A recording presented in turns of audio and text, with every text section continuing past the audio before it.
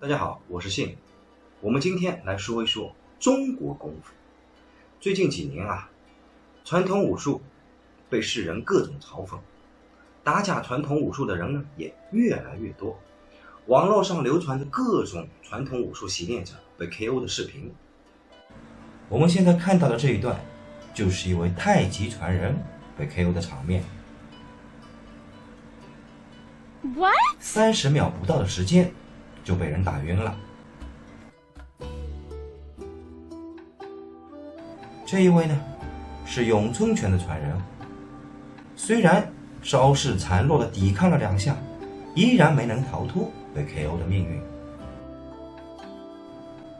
这一位号称是咏春拳的点穴大师。从视频中我们可以看到，这完全不能称之为一场格斗。这位所谓的咏春拳大师连站稳的力气都没有，完全是一面倒的局势。看完这些视频，很多人都惊呆了，然而更多的是疑惑。疑惑什么？传统武术究竟还能不能打？我们今天就围绕这个话题来说一说。想要回答这个问题，我们首先就得了解什么是传统武术。一说到传统武术很多人概念中第一个想到的是什么？武当、少林、太极、咏春、罗汉拳等等等等，这些呢也确实是传统武术，但是却不是功夫。为什么这么说？正因为加了传统2个字，这概念就发生了天翻地覆的变化。功夫萌芽于原始社会，最初只是用来与野兽搏斗、捕获猎物的技能。最初的功夫多以拳术为主，又称为徒手击技，盛行于先秦时期。那时候的徒手击技强大到什么程度？据《孟子尽心》记载，晋人有焚腹者，善搏虎，可以徒手和猛虎搏斗，可想而知。再说这些徒手击技的技巧总不会是无中生有吧？实际上那时候的徒手击技的技巧大部分都是模仿动物的形态创造出来，他们会花费大量的时间去研究动物的坐立行走，特别是观察他们在搏斗时使用的杀招，最终将他们都糅合到拳术当中。比如后来华佗归纳总结出来的一套命名为五禽戏的拳术，就是模仿了5种动物的形态，分别是虎、鹿、鹤、猿、熊。这是虎的手势，这是鹿的手势，这是鹤的手势，这是猿的手势，这是熊的手势。我把正确的手势放出来，让大家仔细看一看，千万不要小看这5个动作，这可是中国几千年一直流传至今的养生之法。有兴趣的可以留存下来，没事的时候照着手势反复练习，每个动作坚持5分钟，对身体大有好处。这可是穿插在节目中的福利哦。这些模仿动物而得来的搏击技巧对中国功夫的影响究竟有多深？我们一起来看一段视频。这是一段录制于2000年的视频，在韩国一档节目中，中国武僧对战韩国跆拳道冠军。仔细看这里这个动作，你看这个动作像什么？没错，就是蛇。中国传统武术中就有蛇拳，模仿蛇进攻时的形态创造出来的招式。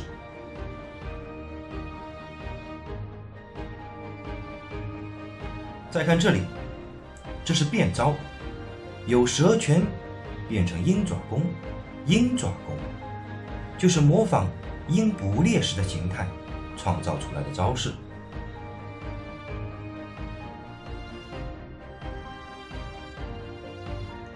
再看这个动作，少林武僧选择了使用猴拳来应对跆拳道高手的进攻。可以看出啊，在整个过程中，少林武僧所使用的招式大部分都与动物有关。由此可见，这些模仿动物形态得来的搏击技巧，确实一直在影响着中国功夫的发展，延续至今。然而，中国功夫呢，在很长一段时间里并没有得到重视，一直等到汉朝的时候，为了抵御北方骁勇善战的匈奴，才大力提倡民间习武。也是到了这个时候，中国功夫才没有继续局限于徒手击技，像刀剑枪棍甚至弓弩这些都被列入了功夫的范畴。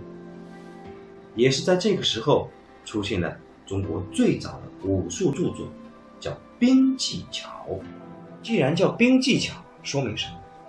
说明在那个时候，中国功夫已经开始被士兵所使用，也就是已经开始运用到战争中去。这兵技巧中有一册叫手搏，手搏一共6篇，讲的就是徒手击技，很可惜已经失传了，无缘得见。汉朝虽然已经开始提倡民间习武，却也仅仅只是提倡，并没有上升到国家的高度。唐朝的时候才开始实行武举制，在当时有一技之长的士兵都会被授予荣誉称号，这就相当于什么？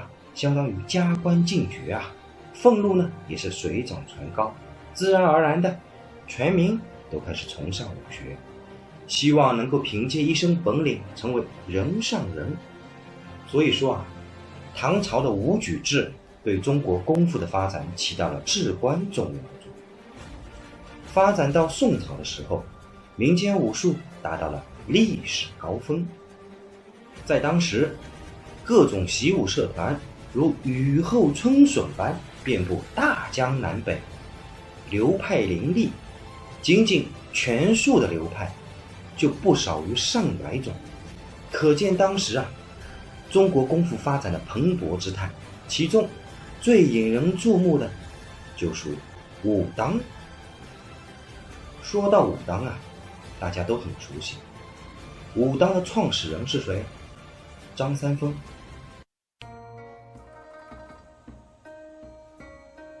这张三丰确实是一代奇人。他在创立了武当派之后呢，纵观天下武学，意识到一个非常严重的问题：中国功夫确实厉害，然而这种厉害却是杀敌1000，自损800。为什么这么说？中国功夫大多都是外家功夫，外家功夫练的是什么？练的就是筋骨皮。你练多了，身体自然就会有损伤，气血不畅，经络淤堵。如果没有及时疏导，是残还是轻的，很有可能会因此而送命。当然，从古至今也流传下来了不少养生之法。可你要知道学武本来就是一个费时费力的事情，你再让他们去多练一门功夫，先不说有没有这样的精力，关键是还要对路才行所以呢，张三丰就想创造出一套集击技和养生于一体的中国功夫，这就是我们后来所熟知的太极。中国有个词叫物极必反，意思是什么？意思就是说，当一个人或者一件事达到顶峰的时候，就会出现转折。中国功夫的转折在哪里？在明朝。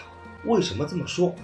因为到了明朝中国功夫就开始出现各种各样的套路，演变成了什么？演变成了套路武学。这就是明朝留存下来的功夫图册。这一页呢，是剑招，讲了2个剑式，坦腹式和抱头式。坦腹式说简单点啊，就是将对方的腹部破开。抱头式呢，其实这更好理解，就跟我们现在的抱头是一个意思。你看啊，这2个剑招，简单直接明了，招招致命，不留一丝余地。这一页是2式枪法，一次一挑，虽然很简单啊，但是如果真被击中了，恐怕身上就得多2个洞出来了，殒命当场。这一页就是大家最关心的拳术，叫神拳式。这神拳式的要义是什么呢？就是用手肘直击对方的心脏。这一招要是练到深处啊，也绝对是一击致命。这些呢，就是已经形成了套路的中国功夫。起初在对敌的过程中也确实成效显著，杀伤力尤为惊人。最关键的是，这些招式已经固定了，不需要你再去探索，不需要你再去研究，大大节省了时间，习武之人争相追捧。然而呢，武学是一个上下求索的过程，一旦失去了探索的精神，也就意味着中国功夫就此止步不前。也是从明朝开始啊，中国功夫前面加上了传统2个字。当然这个时候的传统武术呢，还说得过去，毕竟啊要运用到实战中，杀伤力啊不容小觑。那究竟是从什么时候开始，中国功夫变成了花拳绣腿呢？随着套路式武学逐渐深入人心，想学的人越来越多。为什么？因为简单啊，招式都已经固定了，不需要你再去研究探索，这学起来就简单了呀。可是啊，中国功夫又哪里是那么好学的？没有一定的毅力和体魄，根本就不可能学有所成。只是即便明白这个道理，那些拥有一腔热血，想要学成一身啊盖世神功的年轻人呢，依然是络绎不绝地投身其中，到最后学有所成的凤毛麟角。可那些没学成的怎么办呢？他们也不笨啊，他们也是有脑子的。他们想到了一个办法，利用学到的这些花拳绣腿表演给老百姓看，最终形成了一种模式，叫什么？叫武艺表演。随着武艺表演越炒越热，老百姓很喜欢看这种表演，而且很赚钱。所以呢，到最后很多年轻人并不是为了真的学习中国功夫去学习中国功夫，他们的目的是什么？仅仅只是为了学习那一些花拳绣腿，然后去加入到武艺表演的行列。正因为这一个风气的产生啊，为了和这些人划清界限，那些学有所成者、有真功夫的人也开始变得藏而不露，手里的功夫呢，再也不轻易的传授给他人。时间越长啊，这中国功夫就变成了传家之物，像传男不传女、传长不传幼这样的规矩是层出不穷，连习武者之间的交流也不再倾囊而出。听到最多的一个词是什么？叫点到即止。现在回想这个词啊，是觉得多么的可笑。你说浮于表面、蜻蜓点水的东西，你能学到什么？连最基本的探索精神都没有了，中国功夫的前景在哪里？冷兵器时代的结束，同样也为中国功夫划上了一个省略号。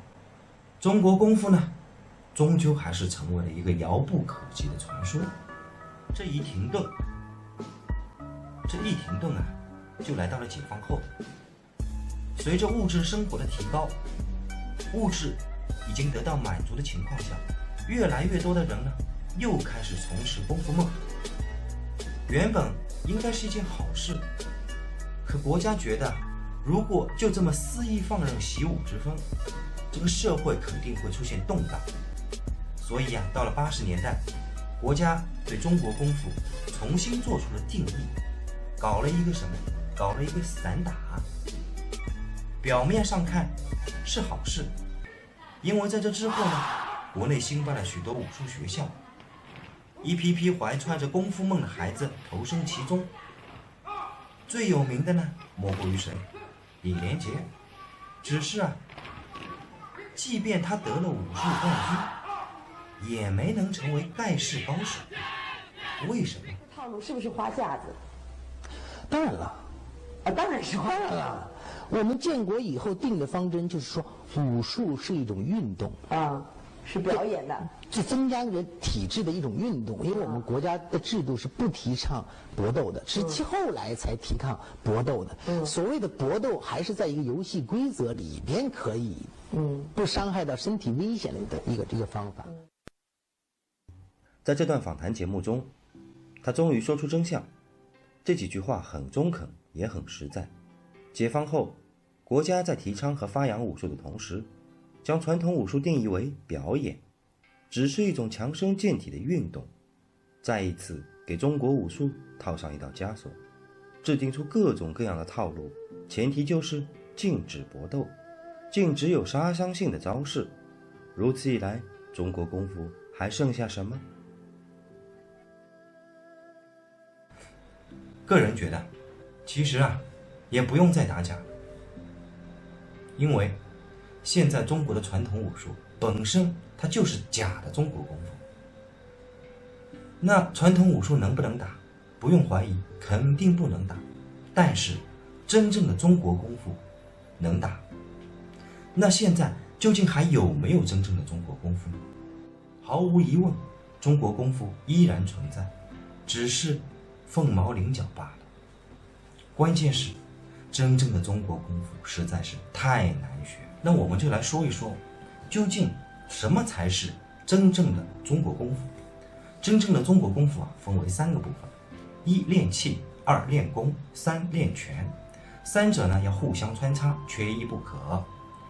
一说到练气可能大家会想到武打片里面那么玄幻的画面，其实没有那么玄幻。但是也有人盲目的以为练气就是盘膝静坐。很负责任的告诉你，盘膝静坐和练气没有一点关系。盘膝静坐的目的是什么？是为了静心。所谓练气，练的就是我们的呼吸吐纳之法。那练气的目的是什么呢？练气其实有2个目的。第一个是为了保持我们的身体健康。怎么来保持我们的身体健康？舒筋活络，气血畅通，就这么简单。其次是练丹田气。正所谓内练一口气，外练筋骨皮。这里的一口气指的就是丹田气。我们可以来做一个实验，我们比较一下放松状态下击拳和深吸一口气吐气击拳这2种方式击拳的力度。不言而喻肯定是下面一种力度更大。为什么？因为在击拳的那一刹那，丹田也在发力。当然，这种发力其实还只是丹田气最基本的用法。这样的场景我们在武侠片中经常看到，这就是中国功夫里的轻功。然而对于轻功似乎已经是只闻其名不见其影。那传说中的轻功究竟存不存在呢？我们一起来看这段视频。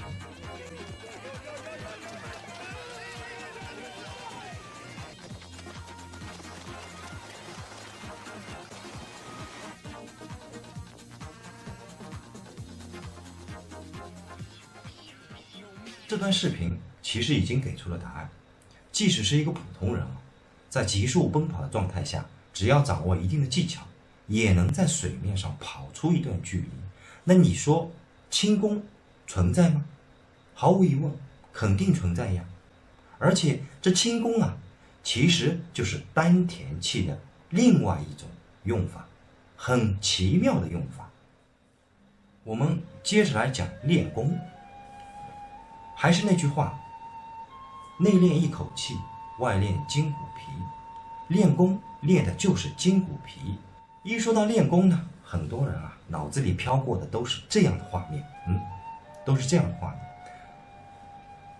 这肌肉啊确实诱人，只是中国功夫并不提倡一味的去锻炼肌肉，因为啊你肌肉发达了，往往就会影响到速度。而练功的目的是什么？一是为了提升你的速度，二是为了提升你的力量，三是为了提升你自身的抗打击能力。有人就提出质疑了，你说没有肌肉哪来的力量呢？实际上啊，科学研究已经表明了，人的肌肉利用率其实是很低的。如果你想提升力量，没必要把肌肉练得那么大，提升肌肉的使用效率就可以了。说起来啊，练功是很辛苦的，毅力和耐力缺一不可。不仅如此，练功的消耗还特别大，首先是食物，其次是药物，所以呢才会有穷文富武的说法。在古时候，没有钱的人大多都会选择读书，希望借此鱼跃龙门。而有钱有家世有背景的人呢，基本上都会选择习武，凭借着自己的家世背景也能混个一官半职。那我们再来说练拳，练气、练功、练拳，为什么要把练拳放到最后？其实很好理解，练气和练功是内在的，而练拳呢，只是练气和练功的外放。没有气和功，你拳法打得再漂亮，也只是摆设，没有一丝一毫的威慑力。所以在中国功夫被套路化之前，习武者并不注重招式。要知道啊，没有哪个招式是可以应对所有情况的。习武者要学的是什么？学的是随机应变，以不变应万变。这期节目就到这儿。为什么要做这期节目？其实我只是想给那些想学习真正的中国功夫的朋友提个醒，千万不要被浮于表面的那些东西给欺骗了。大街上那些大师高人很可能都是骗子，你花费了大量时间大量精力，到最后可能什么也学不到。真正的中国功夫是极其深奥极其难学的，只有当你真正有了这份决心，有了这份毅力的时候，你再跨出这一步。我是信，咱们下期见。